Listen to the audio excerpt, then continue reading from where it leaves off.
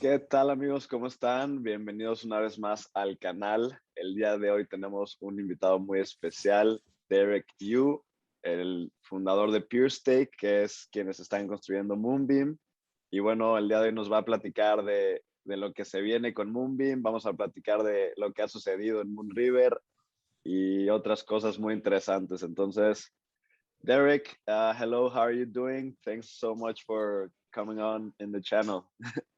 Yeah, it's great to be here. I think I've been on here once before, and I like coming back. Coming back to places I've been before. Yeah, definitely.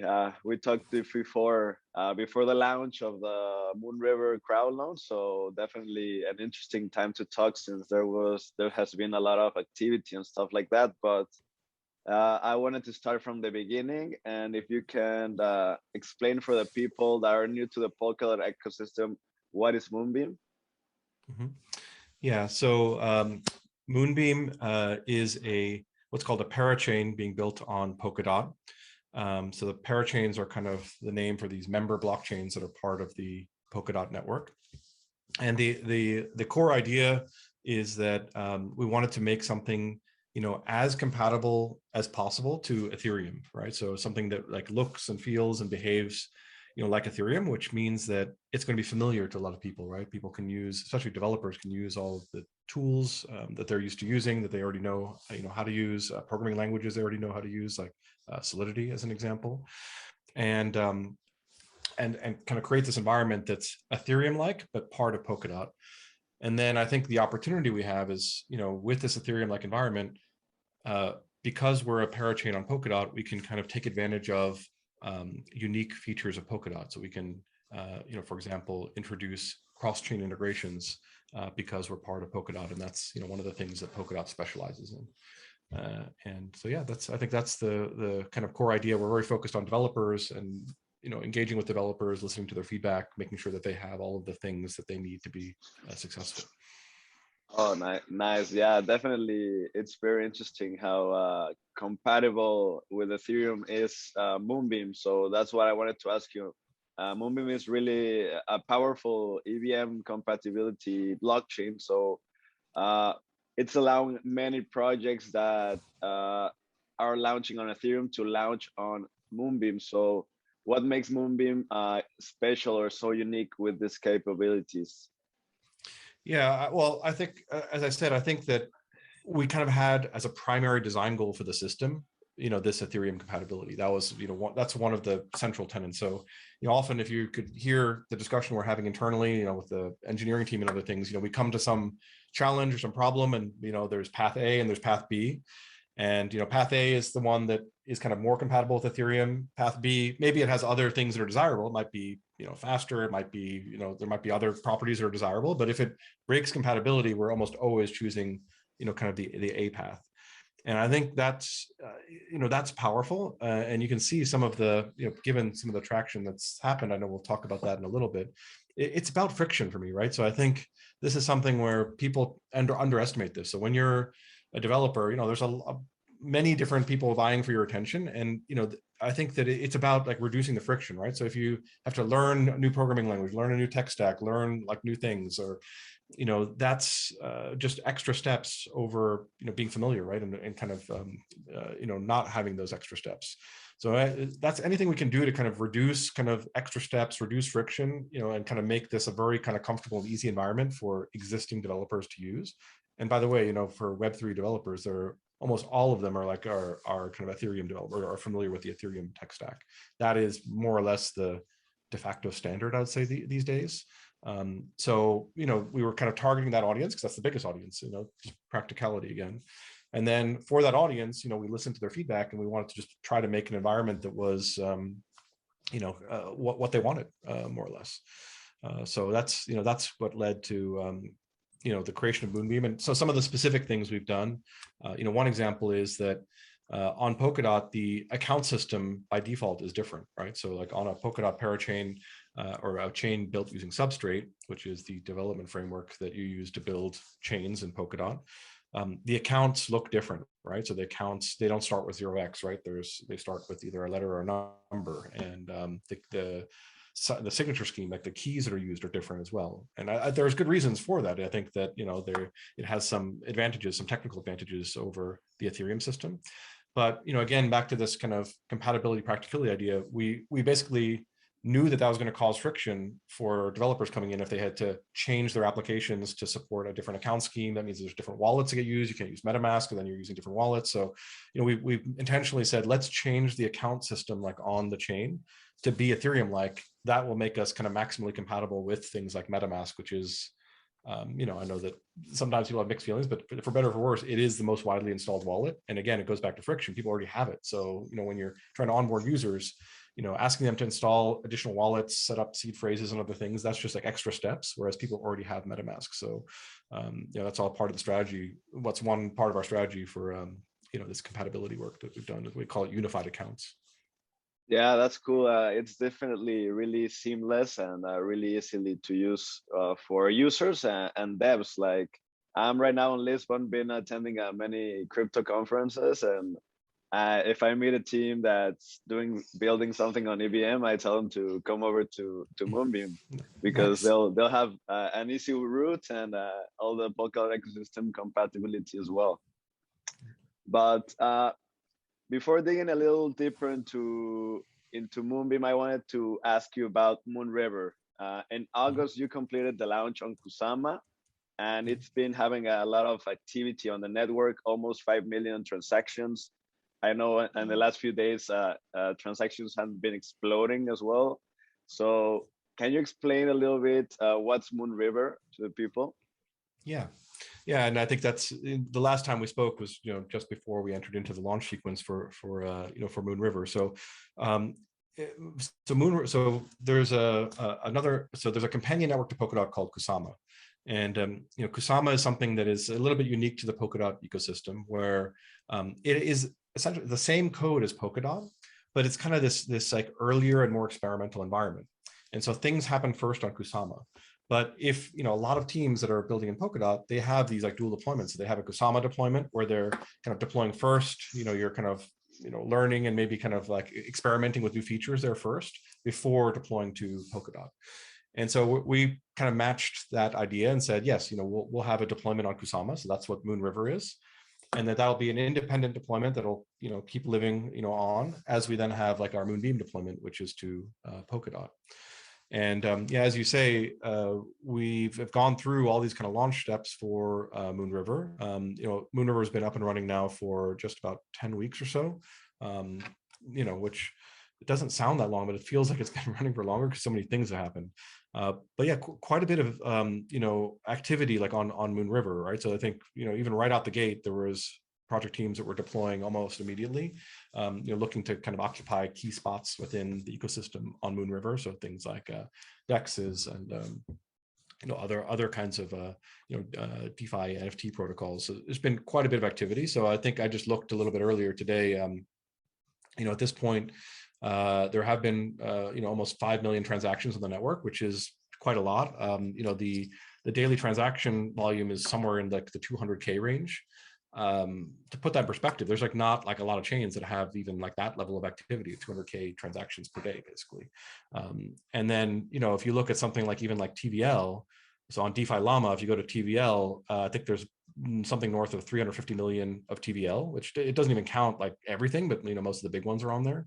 That puts like Moonriver in the top 20. I think it's like position 20 when I looked earlier this morning, for all chains in existence, in terms of TVL. So quite a bit of activity and logic, and I think it obviously it shows like what I think is going to happen on Moonbeam, right? So it's exactly the same code base, all of the same infrastructural components and other things will be deployed to Moonbeam, and I think it's I feel quite proud of kind of what's happened on Moonriver, and it should give us some gives you some idea of like what's going to happen on Moonbeam. Okay, perfect. Awesome. I wanted to ask you how has been your experience with Moonriver so far? Yeah, I mean, everything. I would say this, that actually we've been surprised by a number of things. I mean, a number of things we believed would happen and have happened, but there definitely have been some surprises. the surprises have been mostly good ones. So what I would say is that there was a number of project teams that we had been talking to for quite some time to kind of line them up right for deployment, like once the Moonriver network was up and running. And so many of them have deployed. For example, our partner Sushi is one of our key DeFi partnerships, so they're deployed recently and fully kind of operational. But the thing that's been surprising is all of the teams that we did not speak with, right? So there's been, I would say, almost a majority of the teams deploying were people that we had never spoken with at all. And obviously it's a permissionless platform, so anyone can deploy. But I would say that is probably the thing that encourages me the most, is to say that there's like real demand basically for a network like Moonriver and Moonbeam. And there's project teams that are just are deploying without us needing to like do anything or create incentives or anything like this. I mean, they just want to deploy and see an opportunity. And so I think that's been quite encouraging. We focus mostly on DeFi, but there's been a big amount of activity in the NFT area. And this is frankly something that like I didn't know that much about, so I'm still learning. Like there's a lot, it's evolving quite quickly. But a lot of enthusiasm for different NFT projects. I can see really people building like communities around some of these NFT projects, which is really cool to see. And we have a number of games too. So I mean, there's a few that are deployed, but there's several more pretty pretty significant ones in the pipeline. So there's basically a long backlog of people that are working on deployments. So there's going to be a steady pace of deployments for the foreseeable future. That's kind of what I can see. Yeah, it's really cool. A lot of community I've seen on Twitter, and like you say, a lot of projects launching that they were not even planned on your collaborations or partnerships. So that's really interesting. And I wanted to ask you: is Moonriver running right now at full capacity, or is it just like have training wheels right now, or what? Yeah, that's a good question, because that has come up. So it definitely is the case that the network is not running at full capacity. We are, though, there are improvements that are happening. So there are a number of kind of incremental improvements that are happening, but there is like a big like unlock with the kind of the training wheels as you talk about. That is something that is kind of a new feature that's going to be added on the relay chain. So this is not entirely under our control, but it's something called contextual execution. So right now we're running at about 1/10 the amount of execution time that we have available to us, like on the relay chain. And so there definitely is like this artificial constraint, like downwards, which is, that's kind of the current state of things. But that feature is something that will be, forthcoming, that, parity is kind of like on their closer in roadmap. So, we do expect that to create a lot more capacity. In the meantime, we've been, discovering all sorts of different ways to improve, the throughput anyway, because part of Moonriver was like learning from a real system, like what works, what doesn't work. So, we kind of look forward to this expanded capacity, but it is something where it's kind of improving over time. So, quick question. So, will this improve the speed or the output of the transactions, the number of transactions, or what? Yeah. So, it's a good question. So, and I think that there are still some questions that are unanswered on how this contextual execution is going to work. But the idea is always that, even all parachains right now are running at half speed. They're running it with 12-second blocks, whereas the relay chain runs at 6 seconds. So it should be possible to match the 6-second block time ultimately of the relay chain. This contextual execution, though, like there are some nuances to it, and I think it's, we don't have all the answers yet because it's still being developed by Parity. But it certainly will allow for this increased throughput, so the amount of transactions. I would say that right now Moonriver's running somewhere in the single digits, like TPS, but we expect basically 10 times like the amount of execution time. Once this feature comes into play, ideally with a reduction then down to this like 6-second block time. But I would say I was in a discussion about this actually yesterday, where someone was saying, well, there's other chains that are like they're so much faster, are you sure you're going to be competitive? And I was kind of pointing out this to them, that the whole point, or kind of the vision that we have, is more around interoperability versus throughput. I mean, even today we could like detach from being a parachain, make ourselves a standalone chain, have some small number of like beefed up validators and crank up like, we could like crank up like the throughput to some arbitrary kind of levels. The problem with that is like, it doesn't like get us this like native interoperability that we need as a parachain. So, I kind of see our project as less about trying to differentiate on pure transaction speed. I mean, we need more, but like, it's less about what is the maximum number of transactions I can put through. And it's more about, how many different like, integrations can we have like, via this like native like networking mechanism to, a variety of different like destinations. And then, we can become kind of this place where you can combine functionality from many different chains, assets and functionality from many different chains. So, that's kind of the trade-off we're making, is that, we think that, as we move further into this like multi-chain, kind of environment, that's going to be extremely valuable, to be this almost like a crossroads, a place where all the roads are meeting, right? We think that's going to be extremely valuable. Definitely. And there has been a lot of incredible announcements and things happening on Moonriver, like Binance listing a few days ago, Sushi launching the graph, very important for infrastructure for other dApps to launch there. Etherscan, I heard about that, really awesome too. So these great things are happening on Moonriver. What can we expect about Moonbeam? Well, I mean, I think you can expect all those same things. There's a lot of teams that are doing, dual deployments, and they'll be on both chains. But I'll tell you right now, I mean, just it's a little bit anecdotally, there's like a huge amount of activity that's like not deployed yet. I mean, myself, like, some of the other folks on the ecosystem team, that's Nate Hamilton, Francisco. I mean, we are like engaging with like many teams at this point. And so that's kind of my day at this point, is, it's kind of, stuff like this, with you. And then, I'm like on a lot of calls with teams. So I think, even though there's been a lot of activity to date, like in kind of this like deployment pipeline, there is like a lot of activity. So yeah, I mean, we're quite pleased with that. I think there's going to be, again, for the foreseeable future, there's going to continue to be announcements from great quality teams. And I would comment also that there's been a shift. So, when we were early on, even before we launched Moonriver, we were talking to different teams about deployments. And, I would say that there was definitely the kinds of teams that were engaging with us.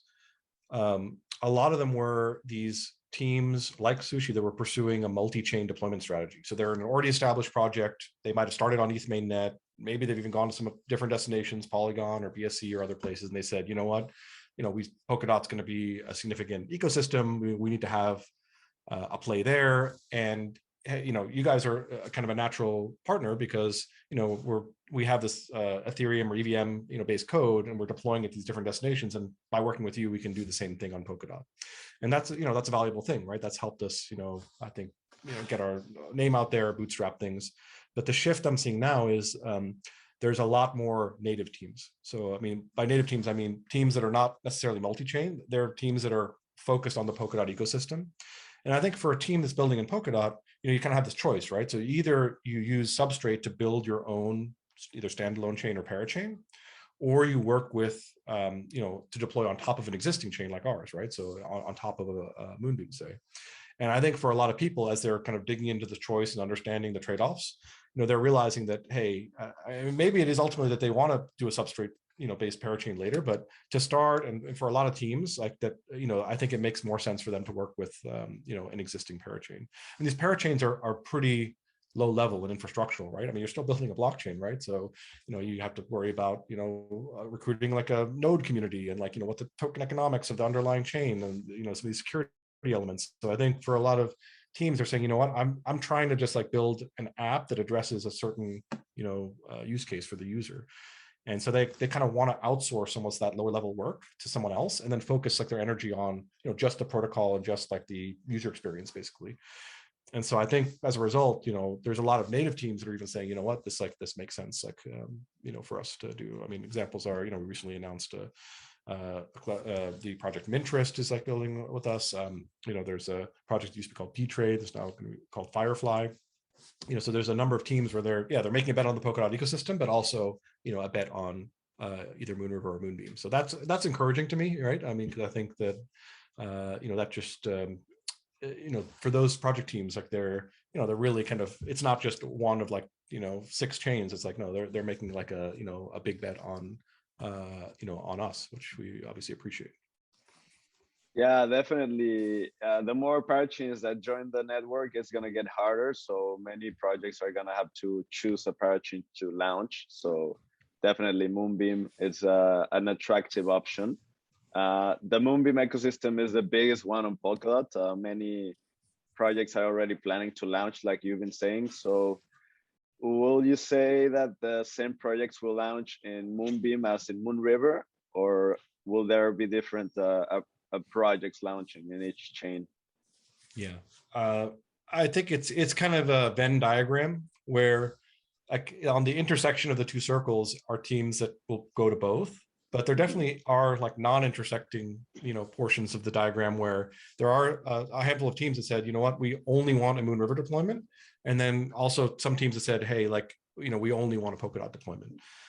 Right now, I'd say that it's mostly like will be dual deployments, but we are seeing kind of on the wings both, you know, teams that you know, only want to do a Moonriver or Moonbeam deployment.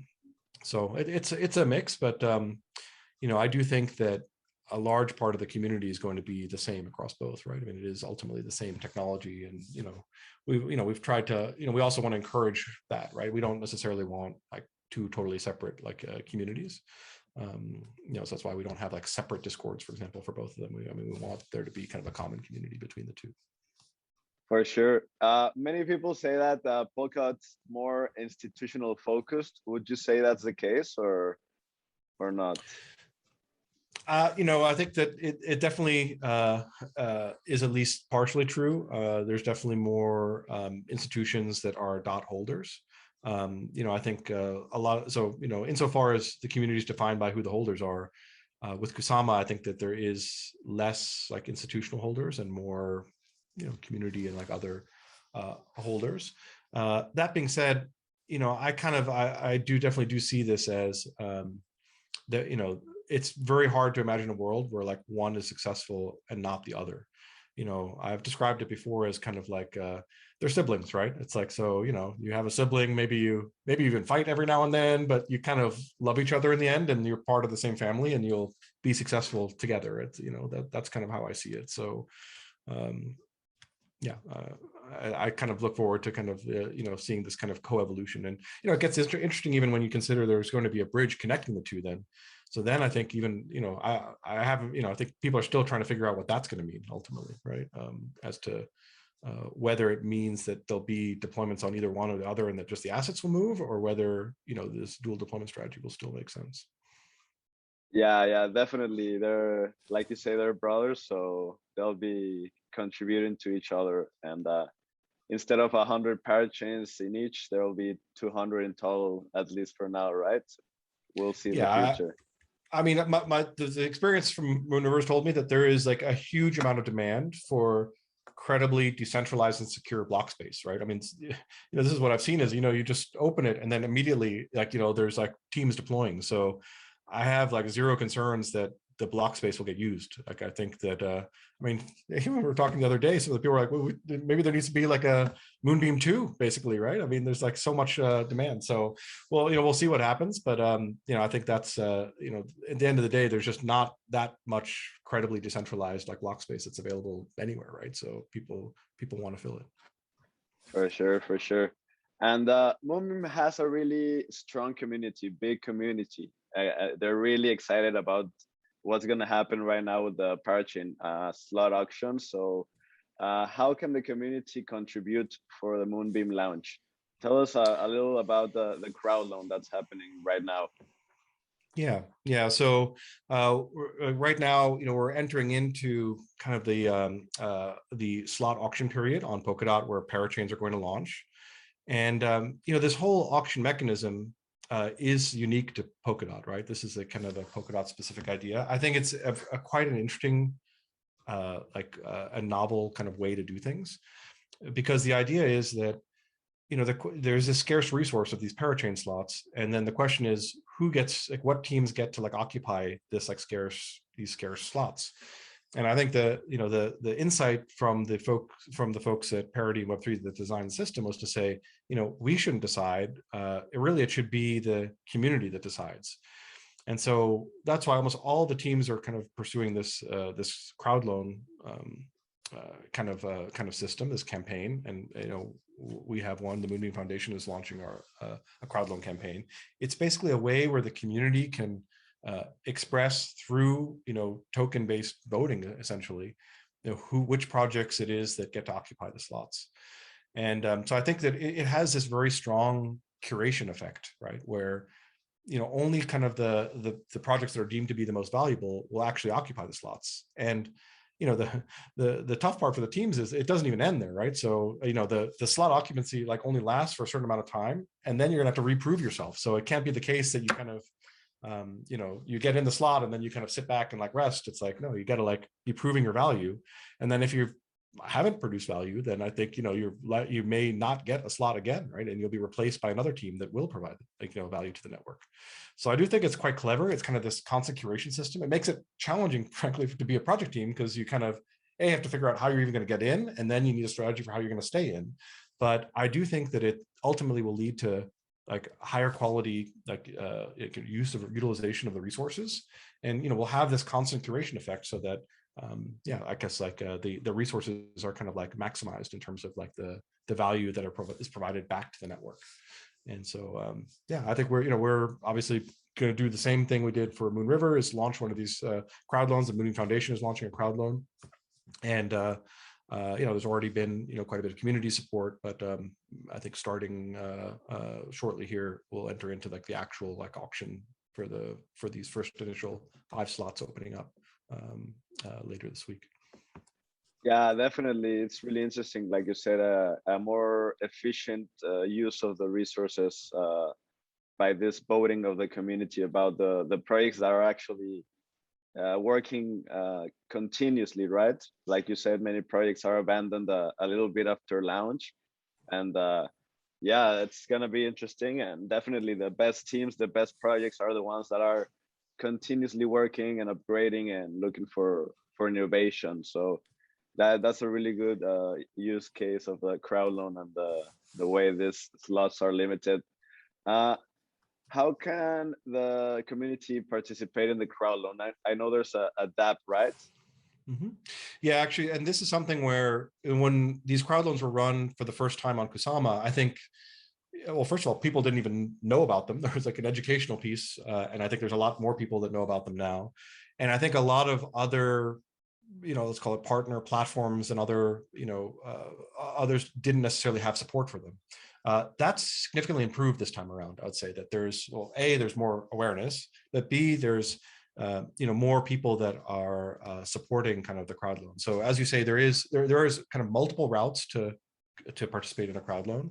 The MoonBeam Foundation themselves have created a dApp, so there is kind of what I'd call a direct contribution method, where you go directly to this dApp that the MoonBeam Foundation has created and participate directly. But there are a number of other avenues that will be available. There's a number of exchanges that are supporting crowd loans, including the MoonBeam one. Notably new this time around is Binance, as you mentioned, has offered some recent support. But Kraken, KuCoin, who are supporters from the original batch, are also in the mix, along with some other exchanges. And then there is definitely better wallet support this time around too. So there will be multiple mobile wallets. For example, Nova Wallet is a Polkadot ecosystem focused mobile wallet, has support along with Fearless, Math Wallet, a number of different wallets. So I do think there is a number of different options, and there's actually more. I mean, as we've been kind of going through this process, we've been approached by more and more teams that want to support the MoonBeam crowd loan. So I think there's going to be even some later coming, additional avenues that will open up for people to contribute. Yeah, like you say, it's really interesting. I think a lot more people hold DOT than Kusama, and like you said, a lot of more exchanges and platforms are supporting this crowd loans and the auctions. So it's gonna get really interesting. A lot of value is getting locked into the crowd loan, so it's really impressive to see that. let's talk about a little bit about the deployments. So pretty much when you won the Kusama auction, you could deploy whenever, pretty much, right? But is it gonna be the same for Moonbeam, or when is it gonna be up and running? Yeah. Do you think this year, So or? just to, yeah, I'll just describe for context like what happened with Moonriver. So, and basically this is the case for most teams, I would say, that once, when you kind of set up one of these crowd loans, you have to specify kind of an initial binary that's going to be your initial parachain. But for almost all teams, that's not the moment when the system becomes fully functional. You kind of have this like initial starter like image, and then there's some series of testing and upgrades that leads up to having a fully functional network. And so for the Moonriver deployment, like from the time we won a slot on Kusama until like the system was fully operational, was like a 2-month process. So it took 2 months basically. Like I think there was 5 different phases where we kind of one step at a time. We were testing. We were bringing on like decentralizing the collators that are producing blocks, and there was a number of steps. This time it's going to be faster. The Kusama has done its job. Like we learned a lot, and I think on the Kusama process, some of it was almost just in time, right? We were developing things to be able to do it like the next week. This time around is definitely much different because having this experience with Kusama, we already have like all of the different features and code that are needed, and the question is just, okay, well, what's the prudent thing to do in terms of making sure that things are working at each step, and then kind of activating features like in a deliberate way. But we anticipate like let's call it like half the time, something like this. So like we will be up and running like in January. We haven't decided exactly like when, but the first batch of 5 parachains go live on all at the same day on December 17th. And so then I think that we're looking at a January kind of full go live with EVM and transfers like being enabled. We should be able to do it quite a bit faster this time around. Okay, that's interesting. Like you said, Kusama has been doing its job of getting the trials and everything, the experimentation, and now you think you're ready for deployment as a quicker and faster, right? That's really interesting, and I'm really excited to see everything that's gonna go down with a Moonbeam ecosystem in the next months.